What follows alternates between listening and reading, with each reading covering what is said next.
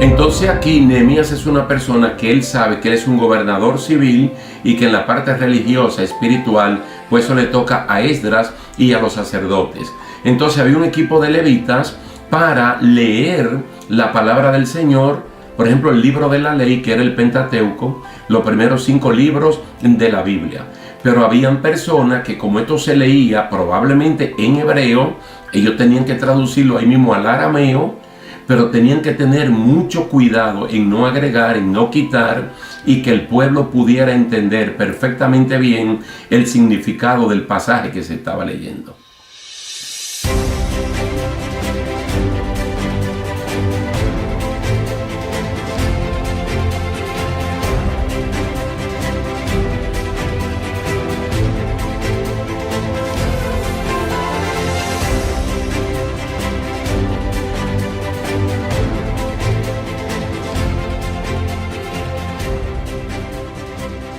Saludos y bendiciones, queridos hermanos. Es un placer estar aquí de nuevo con ustedes para seguir estudiando la palabra del Señor en esta serie de estudios bíblicos, la Iglesia del Nuevo Testamento. En nuestra última parte acordamos que en el día de hoy íbamos a ver la experiencia de Pablo en Atenas en 2 partes. Quiere decir que hoy vamos a ver la primera parte. Vamos a ver la primera parte en Hechos capítulo 17, los versículos 16 al 21. Lo repito porque a algunos de ustedes les gustan tomar notas. Hechos capítulo 17, verso 16 al 21. Después de una experiencia extraordinaria en Berea, los sediciosos, judíos no creyentes, enemigos del evangelio que vivían en Tesalónica, fueron a Berea, armaron un alboroto y Pablo fue enviado por los hermanos de Berea, ya no los judíos, sino hermanos, por vía marítima a Atenas. Ahora lo encontramos aquí. Verso 16, mientras Pablo los esperaba en Atenas, es decir, a Silas y a Timoteo, y me imagino que a Lucas también, su espíritu se enardecía viendo la ciudad entregada a la idolatría. Así que discutía en la sinagoga con los judíos y piadosos, y en la plaza cada día con los que concurrían. Y algunos filósofos de los epicúreos y de los estoicos disputaban con él. Y unos decían, ¿qué querrá decir este palabrero? Y otros, parece que es predicador de nuevos dioses, porque les predicaba el evangelio de Jesús y de la resurrección. Y tomándole, le trajeron al Areópago, diciendo, ¿podremos saber qué es esta nueva enseñanza de que hablas? Pues traes a nuestros oídos cosas extrañas. Queremos, pues, saber qué quiere decir esto, porque todos los atenienses y los extranjeros residentes allí en ninguna otra cosa se interesaban, sino en decir o en oír algo nuevo. Quiere decir que mientras Pablo esperaba por parte de su equipo ministerial a Silas, a Timoteo, a Lucas, al equipo completo, él estaba en una especie de turismo en Atenas, la capital de Grecia, viendo a toda una ciudad entregada a la idolatría. Esto le enardecía el espíritu por el predominio de ídolos en una ciudad de alto saber y que vive investigando y averiguando cosas nuevas. Para Pablo esto no era ni arquitectura, ni bellas artes, ni escultura, sino idolatría. Entonces, ¿por qué su espíritu se enardecía? Porque se supone que ante tanto conocimiento, ante tanto saber, una sociedad no debe caer tan bajo como la sociedad ateniense, adorando tantos ídolos. Un culto idolátrico sorprendente, que como veremos en la segunda parte, en la siguiente ocasión, vamos a ver entonces una cantidad de dioses, y también había uno, por si acaso se le había olvidado, alguno de ellos que le llamaron al Dios no conocido. Pero eso lo veremos más adelante. Entonces, ¿qué hacía Pablo aquí? Él discutía acerca de esto en la sinagoga con aquellos judíos y con personas piadosas que de alguna manera conocían las escrituras del Antiguo Testamento, donde Dios prohibía tales cosas. Es decir, Pablo continúa con la estrategia evangelística misionera de ir primeramente donde había una sinagoga, porque ya había un preacondicionamiento en este tipo de personas, judíos y piadosos, temerosos de Dios, como le llama el Nuevo Testamento, a muchas personas que no eran creyentes al 100%. Entonces dice que él discutía estas cosas. Esto era un desafío para él como creyente y para estos judíos que se supone conocen el Antiguo Testamento y que Dios prohibía eso desde el capítulo 20 del libro de Éxodo. También Pablo hablaba con los asistentes en la plaza de la ciudad que se le llamaba Ágora. Estas personas que iban al Ágora, Pablo también hablaba con ellos y hablaba precisamente acerca de la idolatría, pero también presentando el Evangelio de Jesucristo. Entonces es una intervención divina, la intervención de Dios en los asuntos de este mundo, en la persona de Jesucristo. Ahora, aquí se destacan dos corrientes filosóficas muy importantes, tal vez las dos más importantes y que habían suprimido de hecho las demás. Los epicúreos. Los epicúreos, para ellos la finalidad de la vida del hombre era la de buscar el placer, no por satisfacer sus pasiones, sino por buscar una vida de tranquilidad egoísta, libre hasta lo posible de toda perturbación, dolor y miedo. Los epicúreos, buscar el placer. Para los estoicos, la otra corriente filosófica que aquí se menciona, la facultad principal del hombre era su razón, por la que tenía que buscar una vida conforme con la naturaleza, haciéndose independiente, suficiente para sí mismo, controlando con mano fuerte su vida emocional. Ellos podían incluso sufrir el dolor, el padecimiento con tal de la obtención de su objetivo. El mensaje de Pablo era el Evangelio de Jesús, y ese es un punto en el cual la iglesia de hoy tiene que estar clara, porque no importa la tendencia que esté dominando la sociedad, en la escuela, en el trabajo, en los medios de comunicación, y que la gran mayoría le lleven la contraria a Dios. La tarea nuestra es predicar el Evangelio tal y como Dios nos dijo que teníamos que hacerlo. Entonces Pablo predica el Evangelio sin importar lo que otros piensen de ello. No acomodar nada ni sentirse al menos porque esta gente de alto saber filosófico y de escuela que en ese momento superaban las escuelas de Aristóteles, de Sócrates, de Platón y de otros más. Pablo no dijo nada nuevo, sino el Evangelio que había recibido de parte de Dios, y no tuvo que hacer ningún acomodo. Probablemente el único acomodo de Pablo, por ser un hombre que también viene del alto saber educativo a través de su profesor Gamaliel, medio de manera filosófica predicó el Evangelio, pero al fin y al cabo Pablo lo hizo. Ahora, como estas personas solo se interesaban en el saber algo nuevo, trajeron a Pablo al Areópago. ¿Qué era el Areópago? Era el tribunal superior donde ellos discutían estas cosas para dar veracidad o rechazar nuevas propuestas de dioses o nuevos conocimientos.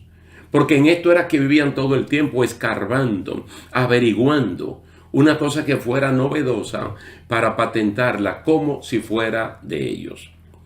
Ellos dicen, podremos saber qué es esta nueva enseñanza de que hablas. Así se acercaron a Pablo.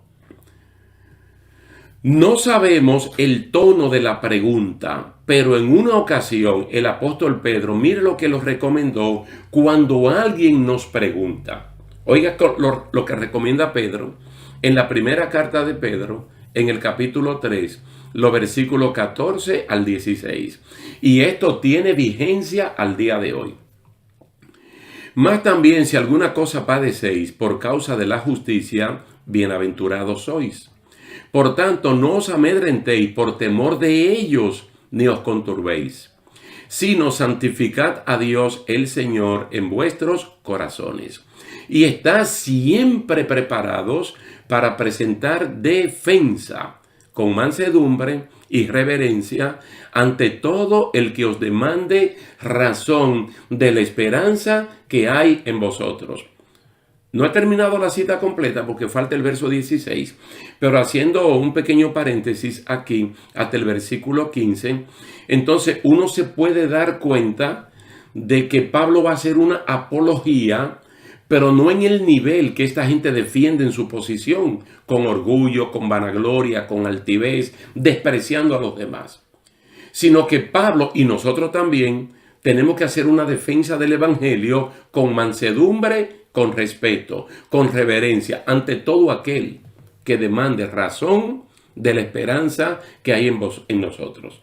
Porque Pablo lo que está predicando es el evangelio de Jesucristo y el evangelio de la resurrección. Un punto muy importante allí.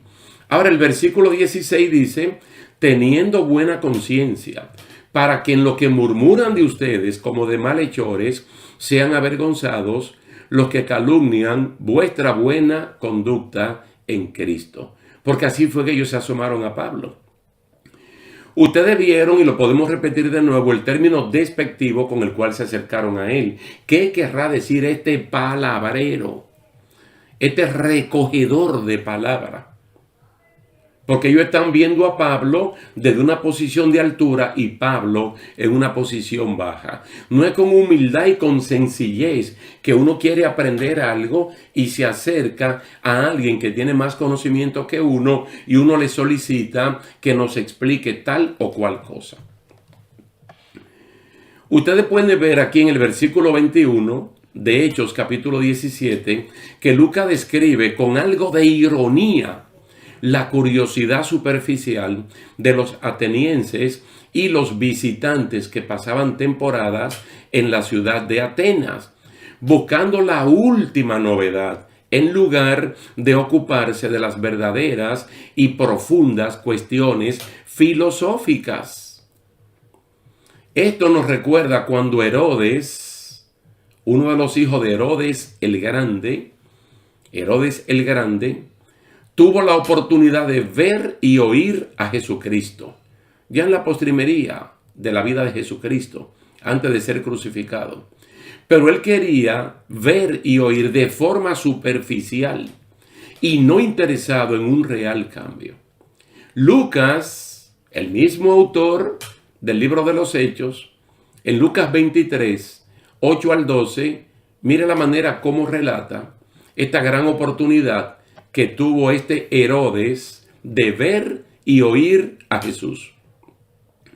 Herodes, viendo a Jesús, se alegró mucho, porque hacía tiempo que deseaba verle, porque había oído muchas cosas acerca de él, y esperaba verle hacer alguna señal.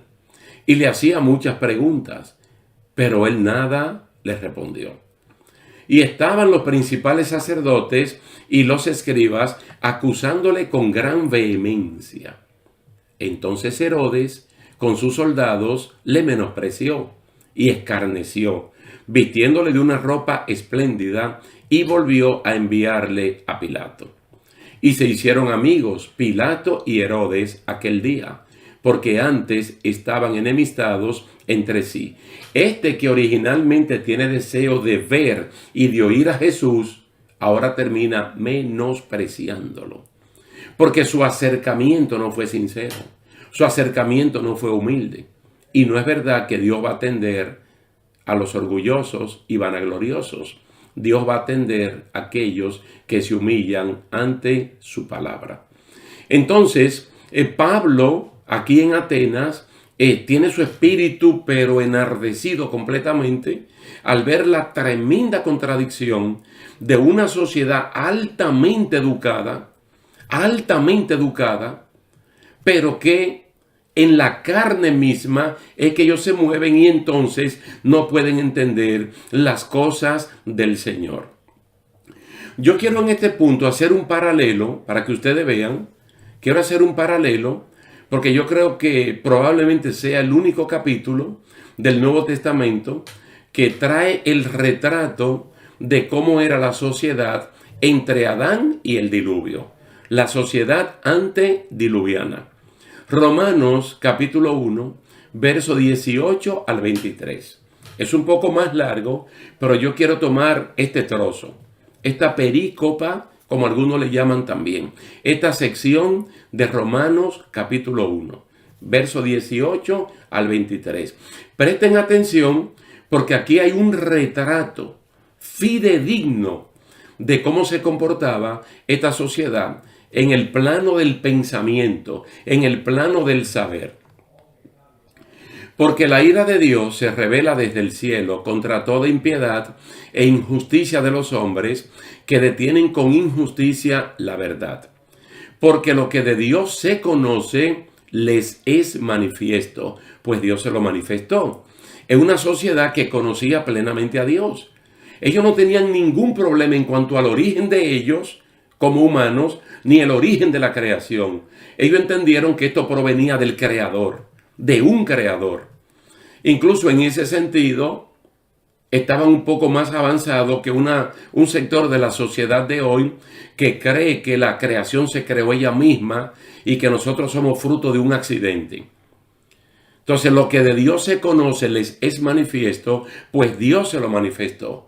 Dice, porque las cosas invisibles de Él, es decir, de Dios, su eterno poder, su deidad, su naturaleza divina, se hacen claramente visibles desde la creación del mundo, siendo entendidas por medio de las cosas hechas, de modo que no tienen excusa, nadie.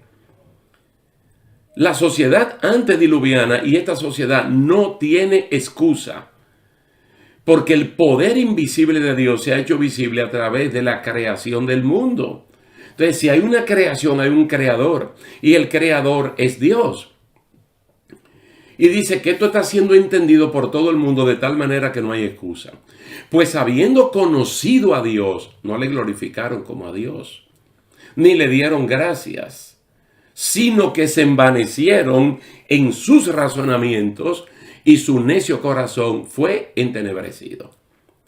Mira, algo tan sencillo como la revelación general de Dios a través de las cosas que Él ha creado, de la creación, cualquiera debe entender inmediatamente que detrás de la creación hay un creador. Y que el creador de todas las cosas no quiere que adoren absolutamente nada de las cosas que Él hizo, sino que lo adoremos a Él, que lo glorifiquemos a Él, que le demos las gracias a Él, porque Él es la fuente de todo lo que se ve y también de lo que no se ve. Pero entonces aquí está hablando de razonamiento vano, envanecimiento en sus razonamientos. No eran solamente los estoicos, los epicúreos también. Y parte de esa herencia filosófica de los siglos 2 y 3 antes de Cristo, de los Platón, de los Sócrates, de los Aristóteles y de una serie de otros filósofos, muchas veces se pasaban de la raya en su razonamiento y realmente su razón fue entenebrecida. Y al día de hoy hay personas que piensan igual. Entonces uno se puede enardecer en el espíritu, al igual que Pablo, en este tiempo que todavía hayan personas que le quieran llevar la contraria a Dios y que incluso prefieran vivir en el extravío y no en la verdad. Profesando ser sabios, se hicieron necios. ¿No se parece a la sociedad ateniense? No le damos todas las razones al apóstol Pablo para reaccionar de esa manera, para ir a la sinagoga a discutir con los judíos y aprovechar a aquellos temerosos, piadosos y hablar también de que Dios en su palabra prohíbe eso, aunque le llamen arquitectura, bellas artes, escultura, eso es idolatría. Entonces dice, cambiaron la gloria del Dios incorruptible en semejanza de imagen de hombre corruptible, de aves, de cuadrúpedos y de reptiles. Todo esto de Romanos capítulo 1, versículo 18, aquí hasta el 22, concuerdan perfectamente bien con Hechos capítulo 17, los versículos del 16 al 21. Entonces, en ese mundo del alto saber, Pablo no se tiene que modificar. Porque Pablo lo que está haciendo allí es predicando el evangelio de Jesucristo y también hablando de la resurrección. Entonces, para ello estas cosas fueron novedosas, y así es que invitan a Pablo al Areópago, a esa reunión, a ese comisionado de alto nivel, para ellos poder validar o rechazar lo que el apóstol Pablo está aquí enseñando. Yo creo que para nosotros, la iglesia del siglo XXI, aquí hay una gran lección, porque hay una tendencia generalizada a practicar valores anticristianos, desalojando a Dios de cualquier lugar, hasta de las iglesias, porque ya hay iglesias que a Dios no es glorificado, no es gratificado con nuestra adoración, y ahora se resaltan valores puramente humanos, de superación, de alcance, de sueño, de lo que uno puede alcanzar como tal. La misma corriente filosófica de Atenas, o los epicúreos por un lado, buscando el placer a como de lugar, una sociedad placentera, amadora de sí misma, y por otro lado, aquellos que le dan más cosas a la razón, y no es que no se le dé a la razón, porque el apóstol Pablo habla a la iglesia de Corinto, cómo los dones tienen que ser manejados con conocimiento, para no convertir en un desorden el culto que uno le ofrece a Dios. Pero Pablo está predicando el evangelio de Jesús. Un evangelio que en Lucas capítulo 24 está bien claro. En la gran comisión completa en los 4 evangelios. Entonces, si él no se modificó ante la globalización de la idolatría en esa ciudad, mucho menos nosotros en este tiempo, en un mundo que está globalizado solamente pensando en el mal. Nosotros vamos a parar aquí porque le vamos a dar un poco más de oportunidad a la segunda parte de Pablo en Atenas, desde los versículos 22 hasta el 34. Pero esto va a ser en la próxima ocasión. Entonces vamos a leer completo todo este episodio de la experiencia de Pablo, y vamos a ver lo que nosotros podemos rescatar para la iglesia del siglo XXI. Así que por hoy lo vamos a dejar hasta aquí, y le damos gracias a Dios por este tiempo, y yo personalmente a ustedes por la atención dispensada. Dios me le bendiga, Dios le guarde, y hasta un próximo encuentro.